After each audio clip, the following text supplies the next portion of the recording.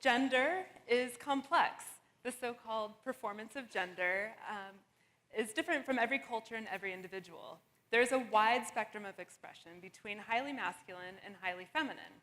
But about 10 years ago, when I walked into Toys R Us for the first time since the 90s, instead of a spectrum, I saw stereotypes, and they were outdated and housed on opposite sides of the store, creating the impression that the world of boys consists of muscle-bound warriors battling each other, and the world of girls is princesses and fashionistas making a lot of wardrobe changes. Have you noticed?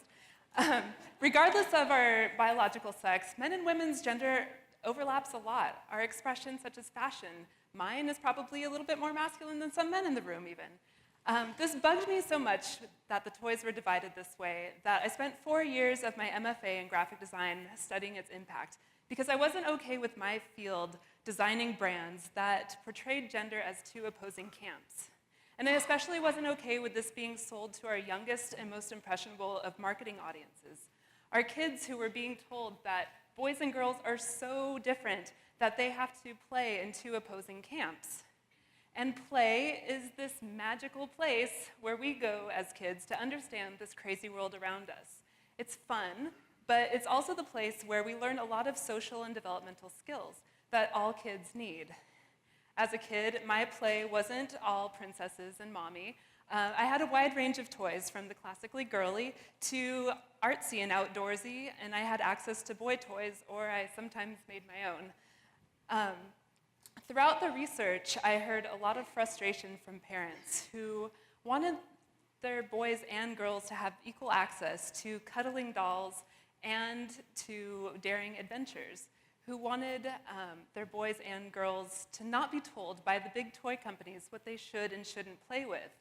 And the gender-divided toy marketing draws this line in the sand that makes it especially difficult for little boys to cross. Even though it might not explicitly say, boys keep out, an abundance of pink kind of sends that message pretty clearly.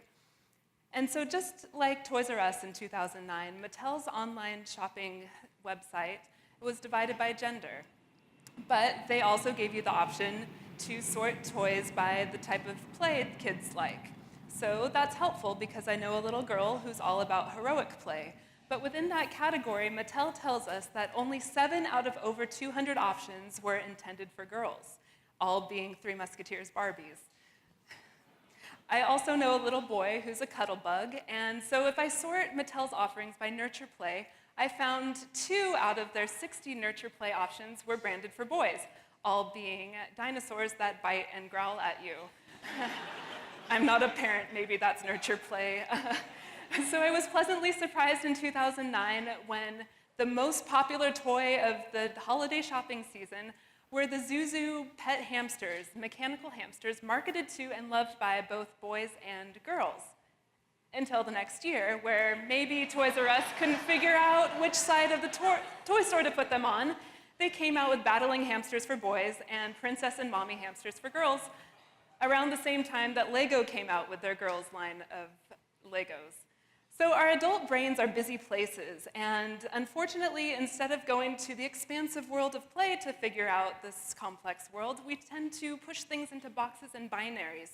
But it's not always accurate, and it's not always helpful. Because kids are missing out by playing separately. They grow up to be men and women who live, work, and communicate with each other, and studies show that kids that play across gender lines grow up to have more healthy relationships as adults. So what do we do about this divide? Do we try to subtly introduce broader play narratives with our already existing brands, because they might not go away overnight? Or do we ask the toy brands themselves to open up access, like this 13-year-old did through a Change.org campaign, where she asked Hasbro to offer an easy bake oven that wasn't covered in girl-specific marketing to her little brother who really loved baking, and they listened. Slowly, after a steady stream of voices, the past 10 years have shown some progress. Now, some of the online shopping sorts by age, interest, and character instead of immediately boy versus girl. Slowly, the toy market is starting to paint a picture of play that acknowledges gender as a spectrum and that boys and girls can play together. While gender might be an important part of our identities, I will not let it restrict how we play. Thank you.